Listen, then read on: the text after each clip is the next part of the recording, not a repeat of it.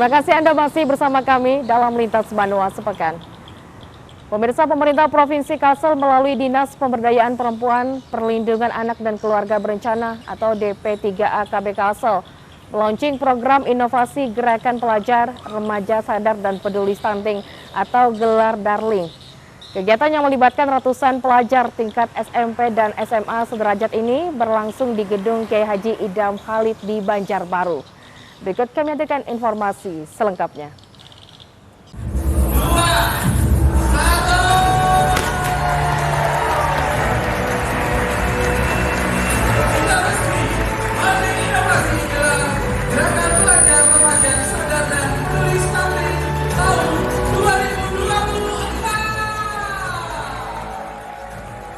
Pemerintah Provinsi Kalimantan Selatan melalui Dinas Pemberdayaan Perempuan, Perlindungan Anak dan Keluarga Berencana DP3AKB Provinsi Kalsel meluncurkan program inovasi Gerakan Pelajar, Remaja Sadar dan Peduli Stunting atau gelar Darling berlangsung di Gedung Kiai Haji Idham Khalid di Banjarbaru Rabu 22 Mei 2024. Program inovasi dalam upaya meningkatkan peran serta pelajar dan remaja dalam pencegahan dan percepatan penurunan stunting ini dibuka langsung Ketua TP PKK Provinsi Kalsel Raudatul Jannah.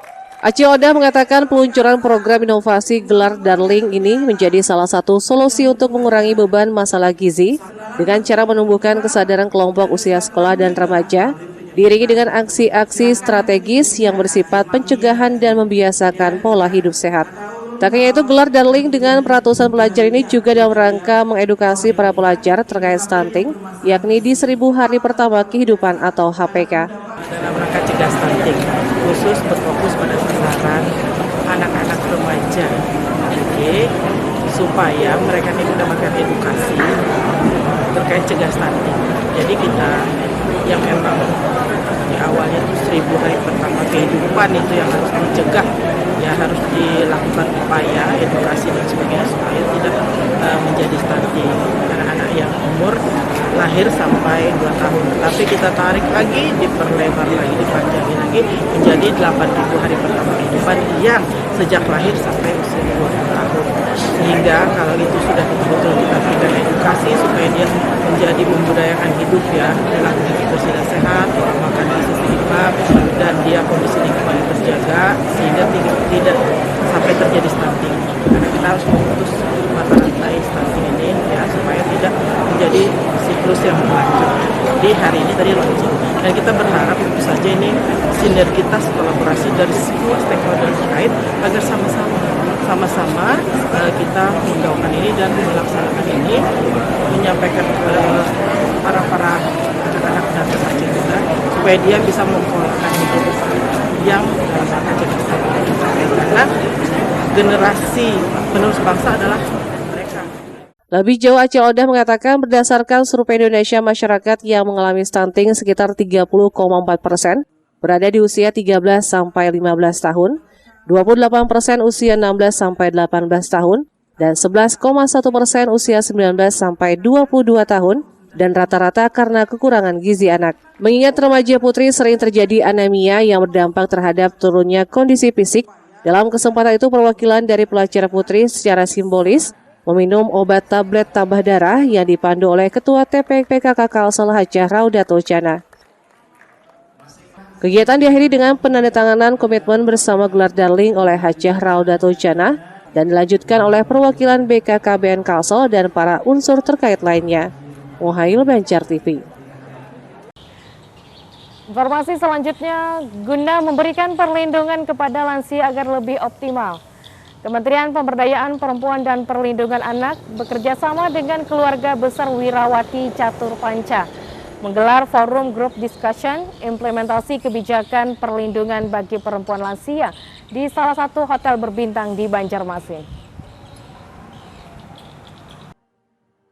Berdasarkan hasil survei Sosial Ekonomi Nasional Susenas 2019, saat ini Indonesia sedang menuju masyarakat yang menua. Diperkirakan pada tahun 2030, proporsi lansia terhadap jumlah penduduk Indonesia akan meningkat menjadi 13,6%. Angka ini diproyeksikan terus meningkat hingga mencapai 21,1% pada tahun 2050 hingga lebih dari 1 di antara 5 orang Indonesia akan menjadi lansia. Lansia merupakan kelompok yang rentan mengalami berbagai kekerasan di berbagai bidang. Sehubungan dengan itu, guna memberikan perlindungan kepada lansia agar lebih optimal, Kementerian Pemberdayaan Perempuan dan Perlindungan Anak bekerjasama dengan Keluarga Besar Wirawati Catur Panca menggelar forum Group Discussion FGD implementasi kebijakan perlindungan bagi perempuan lansia. Tujuannya untuk meningkatkan pemahaman masyarakat tentang pentingnya perlindungan bagi perempuan lansia berlangsung di satu hotel di Banjarmasin Selasa 21 Mei tadi. Ketua Umum Keluarga Besar Wirawati Catur Panca, Pia Megananda menjelaskan, menjadi tua di Indonesia merupakan tahapan kehidupan yang berisiko seiring menurunnya kemampuan kerja penduduk lansia akibat usia ataupun disabilitas, sehingga semakin rentan untuk jatuh ke dalam kemiskinan dibandingkan dengan penduduk yang lebih muda. Menurutnya perlu adanya skema bantuan sosial yang diberikan secara tepat kepada seluruh lansia. Alasannya hal itu dapat mengurangi kemiskinan dan ketidakamanan secara ekonomi pada usia lanjut. Ya betul, jadi memang kami mengharapkan ya dari pemerintah daerah ada perhatian. Jadi tidak hanya perempuan dan anak tapi juga lansia, karena semua itu akan berujung pada lansia. Itu yang kami harapkan untuk ada bantuannya lebih baik dan perhatian seperti di kedinasan ya, sosial, dinas BP3A. Pada FGD ini hadir narasumber dari Kementerian Pemberdayaan Perempuan Pusat, Dinas Sosial, dan Dinas Pemberdayaan dan Perlindungan Anak Kalimantan Selatan. Adapun pesertanya pengurus Wirawati Catur Panca Provinsi dan Kabupaten Kota, serta dari berbagai organisasi wanita di Banjarmasin. Ketua Wirawati Catur Panca Provinsi berharap melalui kegiatan FGD ini, para peserta dapat menjadi mitra pemerintah dalam mengimplementasikan kebijakan terkait perlindungan perempuan lansia dan anak sesuai regulasi yang ada. Pelaksana. Artinya dengan penunjukan itu kita bisa melibatkan semua organisasi wanita yang menjadi mitra dari pemerintah untuk nanti membantu apa yang tadi dikhawatirkan.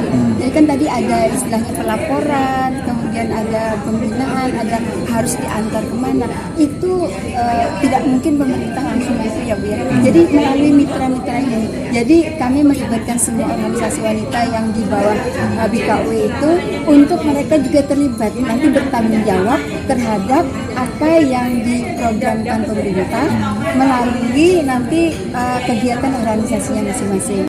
Selain itu juga mengajak bersama-sama melakukan gerakan untuk melindungi para lansia maupun anak agar terhindar dari kekerasan. Ridho melaporkan untuk Banjar TV. Sementara itu pemirsa, di sisi lain Indonesia kini menghadapi era penduduk yang menua atau aging population. Dan sudah saatnya pemerintah maupun masyarakat memberikan perhatian khusus terkait hal tersebut. Karena jika tidak akan menjadi beban negara. Setidaknya hal tersebut disampaikan Ketua Harian Wirawati Catur Panca Oki Asokawati yang juga menjadi narasumber pada forum Group Discussion FGD yang digelar Kementerian Pemberdayaan Perempuan dan Perlindungan Anak bekerjasama dengan Keluarga Besar Wirawati Catur Panca Kalimantan Selatan Selasa 21 Mei di satu hotel berbintang di Banjarmasin. Dijelaskannya aging population adalah jumlah penduduk lansia yang sudah melampaui 10% dari total populasi dan nyatanya Indonesia telah menghadapi hal tersebut. Diketahui penduduk usia produktif yang sebelumnya mendominasi kini telah bergeser menjadi penduduk usia tua. Pergeseran ini dapat menimbulkan sejumlah isu penting seperti kesehatan, ketenagakerjaan, dan sistem jaminan sosial yang nantinya jika tidak dapat dilayani dengan baik akan membebani negara. Kalau WHO mengatakan sebuah negara kalau yang lansianya sudah lebih dari 10%, artinya negara itu disebut mengalami aging population, dan kita sudah mencapai hal itu. Sehingga memang kami berharap baik pemerintah pusat maupun daerah bisa betul-betul mengamati hal itu, karena ketika hal itu tidak terjadi, dalam arti kata tidak dilayani dengan baik, tidak mendapatkan pengasuhan yang lebih baik, itu justru menjadi beban negara. Dan kalau berbicara mengenai beban negara, maka nanti BPJS-nya juga bisa menjadi lebih gawat lagi untuk neracanya. Jadi memang sudah waktunya untuk melakukan perhatian lebih baik lagi untuk aging population ini. Diharapkannya melalui forum group discussion ini dapat memberikan wawasan kepada pemerintah, masyarakat maupun sektor swasta untuk dapat lebih perhatian lagi terhadap aging population. Ridho melaporkan untuk Banjar TV. Pemerintah Provinsi Kalimantan Selatan melalui Dinas Pariwisata tahun ini kembali menggelar ajang pemilihan putra-putri pariwisata tahun 2024 sebagai upaya promosi kepariwisataan di Banua serta meningkatkan jumlah kunjungan baik wisatawan Nusantara maupun mancanegara.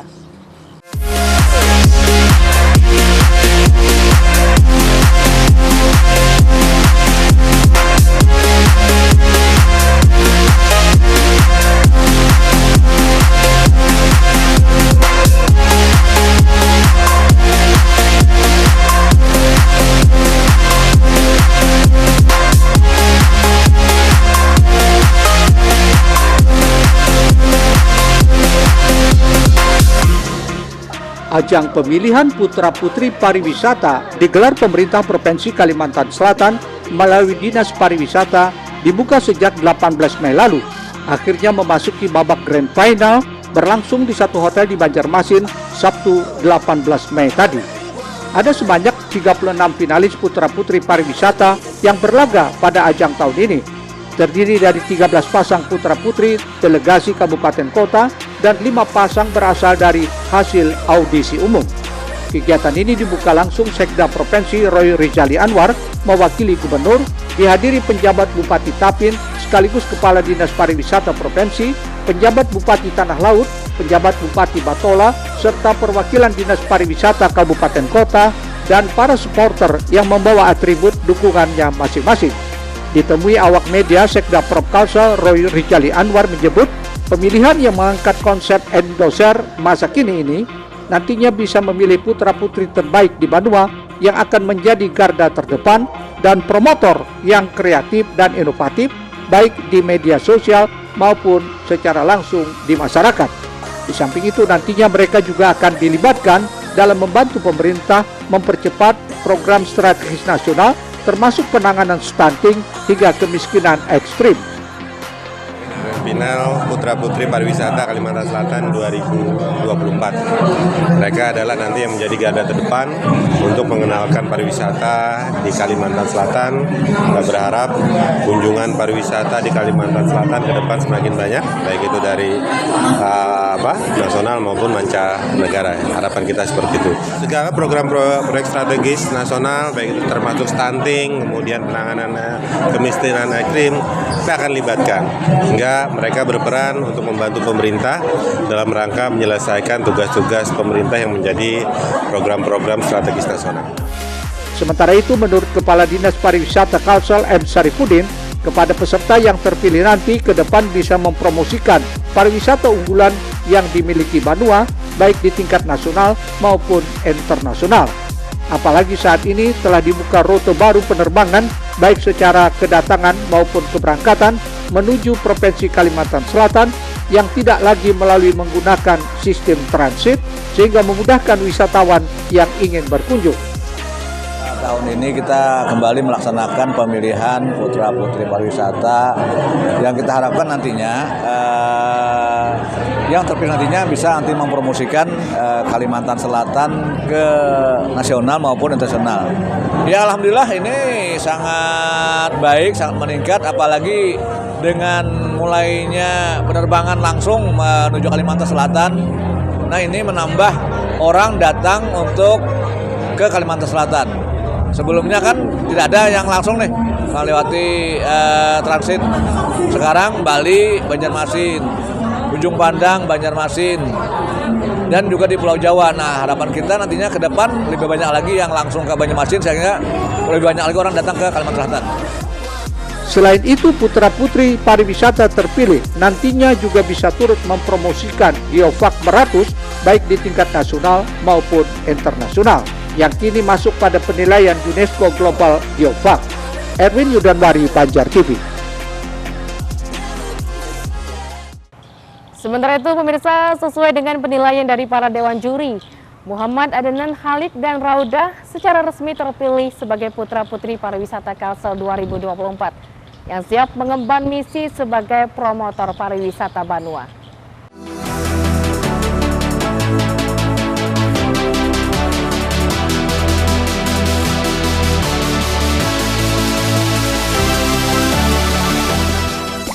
Momen penggalungan dan penyebutan nama putra-putri pariwisata terpilih tahun 2024 menjadi momen menegangkan yang ditunggu oleh para supporter yang hadir memberikan dukungannya usai para dewan juri telah bersidang untuk nantinya mengumumkan nama-nama yang terpilih.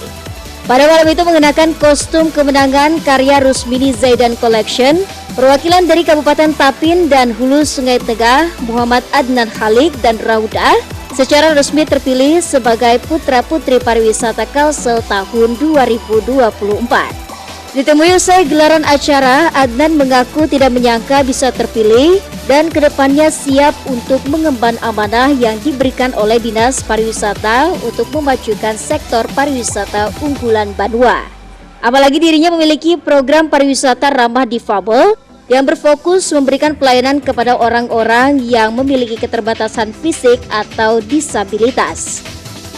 Masih nggak nyangka Kak, masih nge-shock, nggak sampai kepikiran, nggak expect sampai bisa dapat juara utama ini Kak. Bener.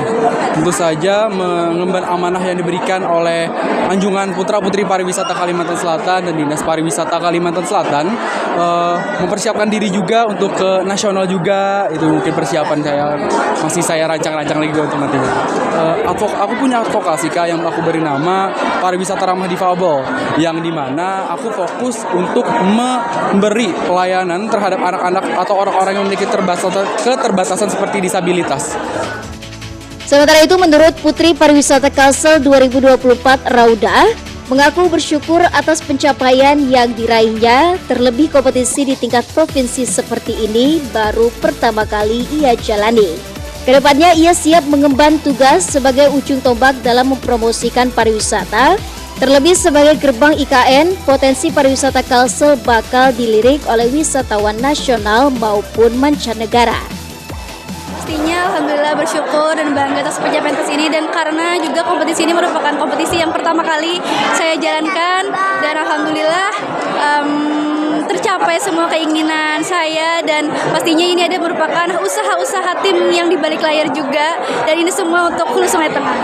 Pastinya sangat unik ya Kak, karena sekarang juga wisata Kalimantan Selatan itu memiliki wisata susur sungai yang keunikannya itu bakal dilihat oleh wisatawan yang lain, dan sekarang tahun depan juga akan dirilis IKN, dan itu bisa potensi Kalimantan Selatan pastinya akan besar, bisa menjadi gerbang sesuai dengan speech saya tadi, gerbang keselamatan untuk IKN juga, dan kita bisa di sana, kesempatan di sana untuk mempromosikan Kalimantan Selatan, terutama di wisatanya juga.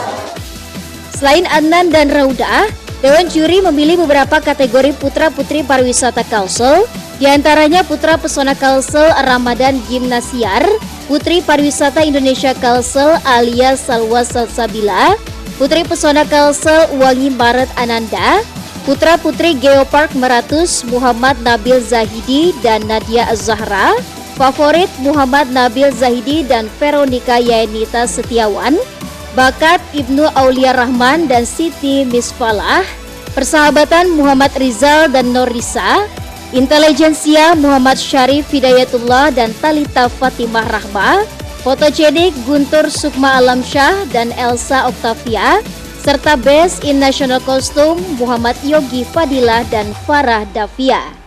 Erwin Yudanwari, Banjar TV. Salam pesona Indonesia. Wonderful Indonesia. Wonderful Kalsel.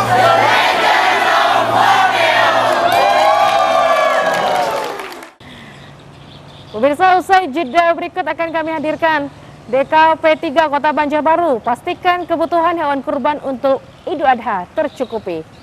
Informasi selengkapnya sesaat lagi.